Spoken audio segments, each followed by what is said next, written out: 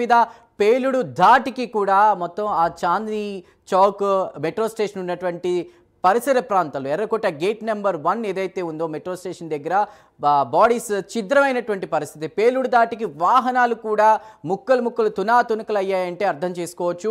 ఇక అదేవిధంగా ప్రస్తుతం మృతుల సంఖ్య 8కి చేరుకుంది. 8 నుండి తర్వాత ఇక పెరిగే అవకాశం ఉంది అంటున్నారు. మంటలను అయితే ఫైర్ ఇంజన్లు ఆర్పుతూ అక్కడ ఒక నార్మల్ స్టేట్ తీసుకొచ్చే ప్రయత్నం చేస్తున్నారు. ఇప్పటికే కేంద్ర హోంమంత్రి అమిత్ షా వివరాలన్నీ కూడా పోలీస్ కమిషనర్తో అదేవిధంగా ఐబీ ఆఫీసర్తో కూడా అడిగి తెలుసుకున్నటువంటి పరిస్థితి. ప్రధాని కూడా అమిత్ షాకి ఫోన్ చేశారు. ఈ ఘటనకు సంబంధించి ఘటనపై ఆరా తీస్తున్నారు. ఇక మరోవైపు చూసుకుంటే గనక 24 మంది కూడా దీనికి సంబంధించి గాయాల పాలయ్యారు.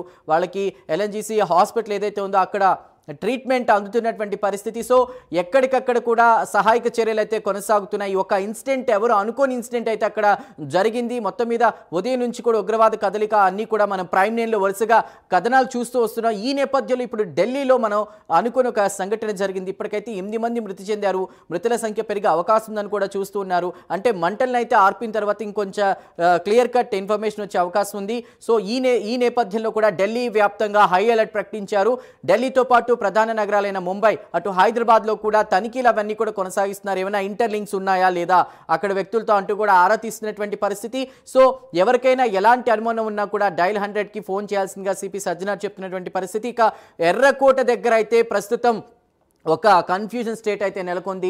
ఢిల్లీ పేలుడు ఘటనల మృతుల సంఖ్య అయితే పెరుగుతుందనే చెప్పాలి. ఇప్పటి వరకు ఇందాక మనం చెప్పుకున్నాం 8 మంది అని, కానీ ఇప్పుడు ఆ సంఖ్య 10కి చేరుకుంది. 10 మంది మృతి చెందారని చెప్తున్నారు.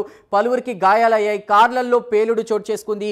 ఆ కార్ల పేలుడు దాటికి కూడా చుట్టుపక్కల ఉన్నటువంటి వాహనాలకు కూడా మంటలు వ్యాపించడంతో కూడా అక్కడ ఉన్నటువంటి కొన్ని వాహనాలు అదేవిధంగా ఒక డెలివరీ బాయ్ కూడా సజీవ దహనం అయినటువంటి పరిస్థితి. సో మొత్తం మీద పేలుడు దాటికి 10 నుంచి 12 వాహనాలు ధ్వంసమయ్యాయని చెప్పి అధికారులు చెప్తున్నారు. సహాయక చర్యలు కొనసాగుతున్నాయి.